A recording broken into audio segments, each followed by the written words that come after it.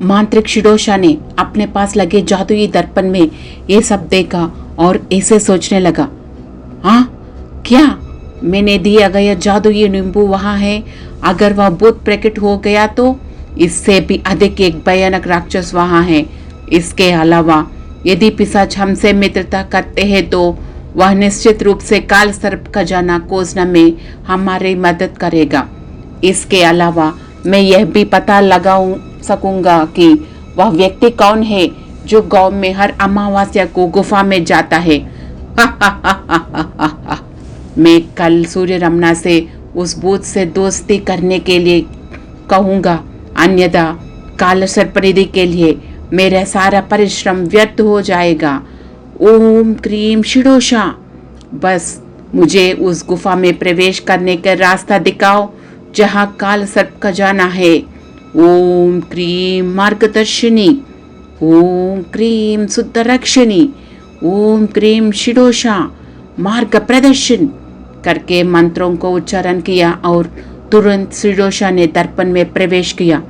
इतने ही नहीं, यह शिडोशा मांत्रिक सीधे उस स्थान पर पहुंच गया जहां अमावस्या के दिन गांव के मुखिया काल सर्पनिधि के पास जाता है। वहां जाते ही शिडोशा ऐसे कहने लगा,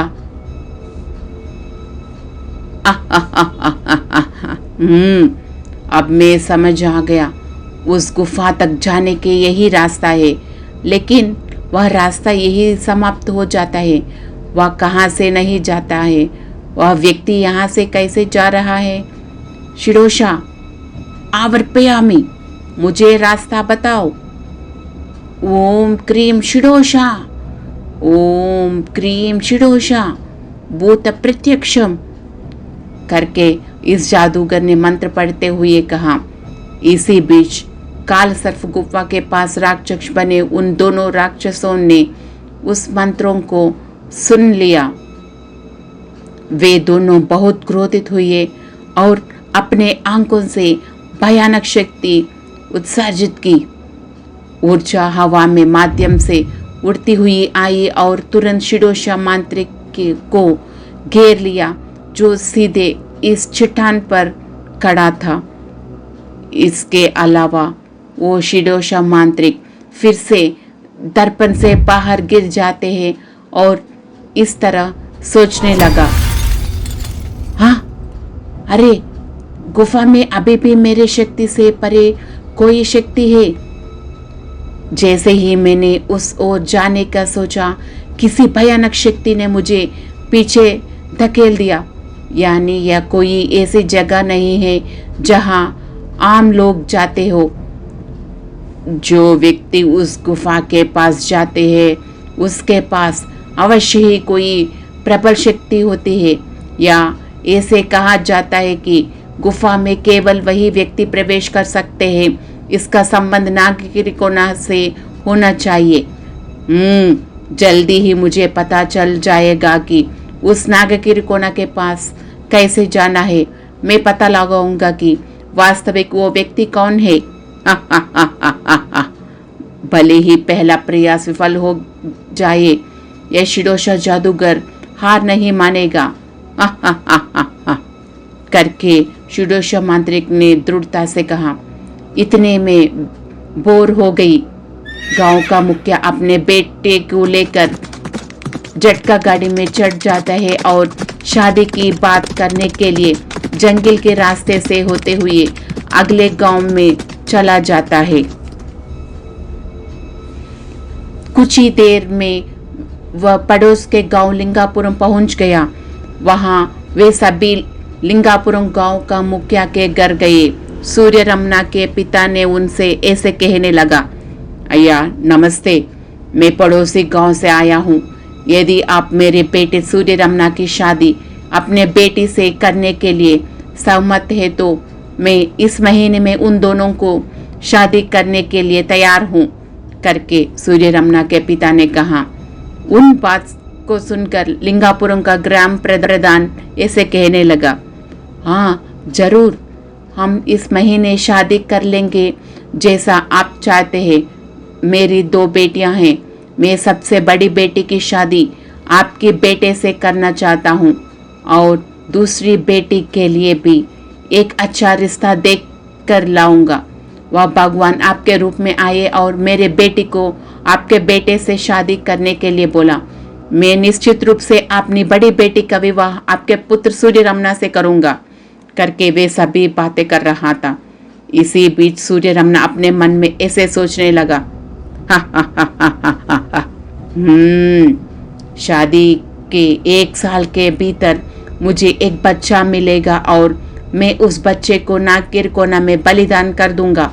फिर मैं काल सर्पनिधि के लिए जैसे शिडोशा ने बताया वैसे गई दूसरे लड़की से शादी करूंगा और उसके दूसरे बच्चे से मैं नाग सर्पनिधि का प्राप्त कर लूंगा। भला भला शिडोशा भला, ओम क्रीम शिडोशा करके सूर्य रमना मन में मन सोचते हैं। सूर्य रमना के पिता जो यह सब देख रहे थे ऐसे कहने लगा, अरे सूर्य रमना, तुम क्यों विचलित हो, क्या सोच रहे हो करके उनके पिता ने पूछा। तब सूर्य रमना ऐसे कहने लगा, अरे कुछ नहीं पापा, आप जैसा चाहोगे मैं इसी महीने शादी कर लूँगा, मुझे यह मंजूर है करके सूर्य रमना ने अपने पिता से कहा। तब लिंगापुरम गांव के मुखिया ने सूर्य रमना के पिता से ऐसे कहने लगा, अरे हमारा एक छोटा सा अनुरोध है, यदि हमारे परिवार या कबीले में कोई शादी करना चाहते हैं तो हम उन्हें एक पेड़ के पास ले जाएंगे जो हमारे कुल देवता है। उस पेड़ के पास से एक जादुई आवाज़ सुनाई देगी। यदि हम शादी कर सकते हैं तो हम शादी करेंगे या हम शादी नहीं करेंगे। यदि आप उस शर्त पर सहमत हैं तो हम आपको अभी वहाँ ले जाएंगे करके उन्होंने ये बात लिंगापुरम के ग्राम मुखिया सूर्य रमना के पिता से कहा। उन शब्दों को सुनकर सूर्य रमना के पिता ऐसे कहने लगा, अरे ठीक है, निश्चित रूप से हम आप पर विश्वास क्यों नहीं करते, निश्चित रूप से चलो अभी चलते हैं करके उन शब्दों को सुनकर सूर्य रमना अपने मन में मन ऐसे सोचने लगा, अरे ये क्या है, अब अगर पेड़ कहते हैं कि मैं अच्छा नहीं हूँ तो वो लोग इस शादी को रद्द कर देंगे तो काल सर्पनिधि जो मैंने सोचता उसे प्राप्त करना कभी संभव नहीं होगा। कैसे कैसे है अभी। ओम क्रीम शिडोशा, ओम क्रीम शिडोशा, कृपया मेरे शिकायत सुने और मुझे कुछ सलाह दे करके सूर्य रमना अपने मन में मन सोचा। उन शब्दों को सुनकर शिडोशा ने अपने गुफा से सूर्य रमना से ऐसे कहने लगा,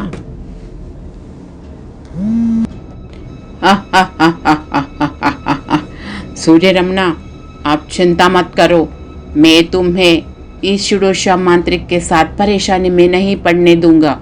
तुम निश्चित रूप से उससे शादी करोगे। आप अवश्य ही काल सर्पनिधि के लिए उसका त्याग करोगे। वह नागगिरी कोना में अपनी बहन की संतान की बलि देने के लिए निश्चित है।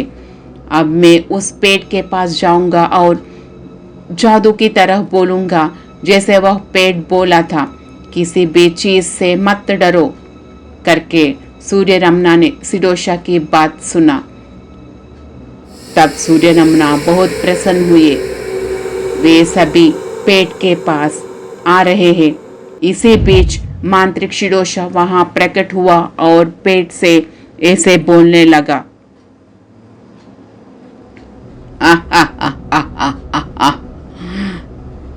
पेड़ पेड़, इन सभी को विश्वास है कि इस पेड़ में जादू है।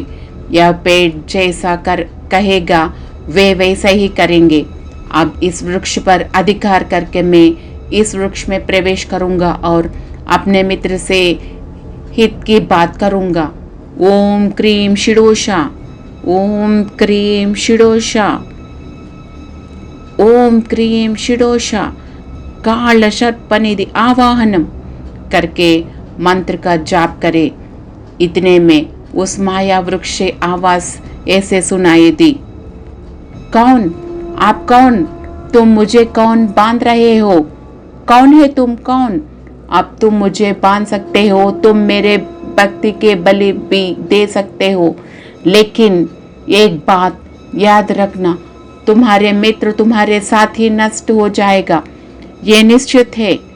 आज पूर्णिमा है और आपकी शक्तियों मेरी शक्ति से परे है, इसलिए तुम मुझे पकड़ सकते हो या मैं तुम्हें यदि भूत स्थापित कर सकता हूँ। अब चूंकि मेरी शक्तियों नष्ट हो गई है, इसलिए मैं तुम्हारा बंदी बन गया हूँ। एक दिन मैं बाहर आऊँगा और तुम्हें खत्म कर दूंगा करके पेड़ बोला। उन शब्दों को सुनकर शिरोषा मांत्रिक ने पेड़ पर एक शक्ति प्रसरित की। तुरंत उस पेड़ से एक शक्ति निकली और शिरोषा मांत्रिक में प्रवेश कर गई। इसी बीच उस पेड़ के पास की लिंगापुरम गांव के मुखिया का सभी बड़े परिवार के सदस्य वहां आ गए। वहां गांव के मुखिया ने पेट से ऐसे कहने लगा, माँ, हम कई वर्षों से हम आपकी पूजा करते आ रहे हैं। हम आज भी कई वर्षों से चली आ रही है परंपरा का पालन कर रहे हैं। साथ ही अब हम अपनी सबसे बड़ी बेटी ने सूर्य रमना को देने चाहते हैं और उससे शादी करना चाहते हैं। क्या तुम इससे सहमत हो? अपना आदेश दो माँ करके बोला। तभी इस पेड़ में प्रवेश किए वाले जादूगर ऐसे कहने लगा, अच्छा, सब कुछ अच्छा है, निश्चित रूप से शादी कर लो, सभी लोग सुरक्षित रहेंगे। इस महीने में जल्दी ही शादी करो, अन्यथा कोई शुभ मुहूर्त नहीं होगा करके एक आवाज सुनाई दी। ये बातें सुनकर सभी को बहुत खुश हो गई। तब सूर्य रमना अपने मन ऐसे सोचने लगा, भला शिरोषा भला, मुझे बहुत डर लग रहा था कि तुम आओगे। जैसे तुमने कहा था, तुमने मेरी मदद की। अभी जैसा कि मन में मन सोचा था, मैं निश्चित रूप से काल सर्पनिधि प्राप्त कर सकूंगा। ओम क्रीम शिरोषा। इसी बीच सूर्य रमना अपने पिता के साथ जंगल से लौट रहे थे। वहां पूरा अंधेरे है। अचानक जिस गाड़ी से वे आ रहे थे उसके ऊपर एक भूत दिखाई दिया। खून, मांस, खून।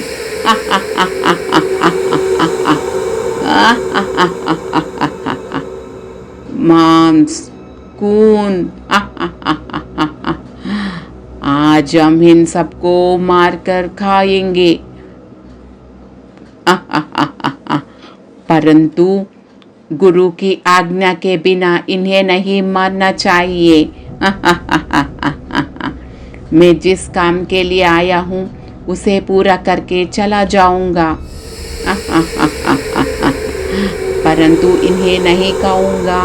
इनका मांस और खून हमेशा मेरे रहेगा। ओम क्रीम माया अदृश्यनी, ओम क्रीम माया प्रत्यक्षिणी करके वो भूत ने कुछ मंत्र पढ़ते और अचानक गाड़ी के ऊपर एक रोशनी फैल गई। तक्षण गाड़ी सहित सभी लोग वहीं खड़े रह गए। एक की सूर्य रमना को छोड़कर सभी ऐसे ही रहे।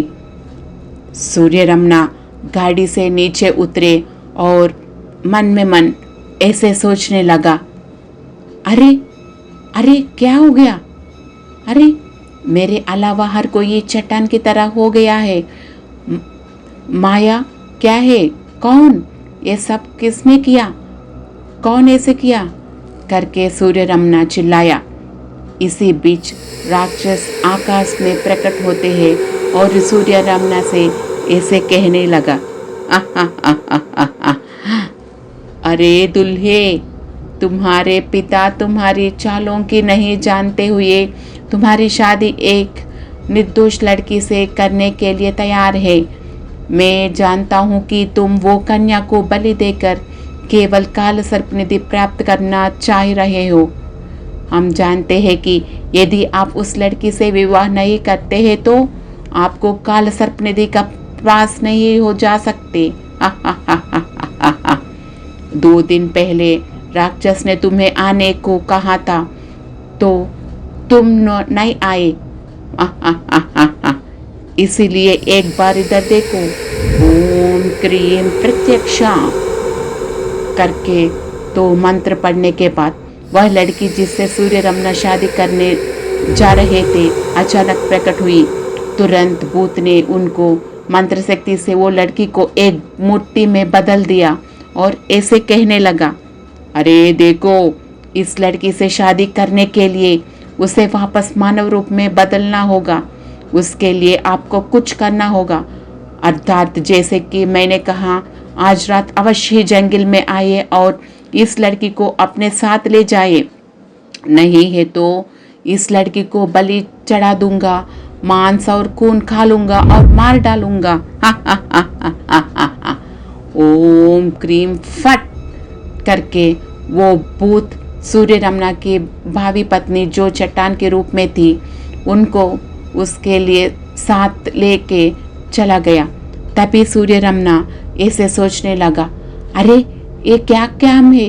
यदि वह नहीं है तो मैं काल सर्पनिधि को नहीं ढूंढ पाऊंगा। जैसे कि राक्षस ने कहा था वैसे भी मुझे आज रात राक्षस के पास जाना होगा और पता लगाना होगा कि उसे क्या मदद चाहिए, अन्यथा मैं बहुत परेशानी में पड़ जाऊंगा करके सूर्य रमना मन में मन सोचने लगा।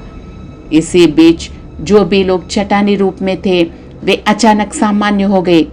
तब सूर्य रमना के पिता सूर्य रमना से ऐसे पूछने लगा, अरे सूर्य रमना, क्या हुआ? मैंने कुछ भूतों की चीखें सुनी, अब मुझे कुछ दिखाई नहीं दे रहा, क्या हुआ करके पूछा। तो सूर्य रमना ऐसे कहने लगा,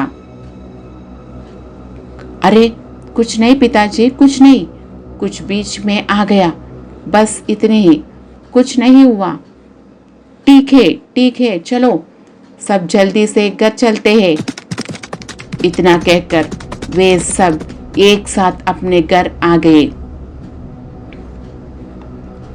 तभी रात के ठीक 1 बजे सूर्य रमना अपने कमरे में सो नहीं रहा था और जंगल के रास्ते पर जाने की तैयारी कर रहा था। इसी बीच वहां एक मच्छर आ गया।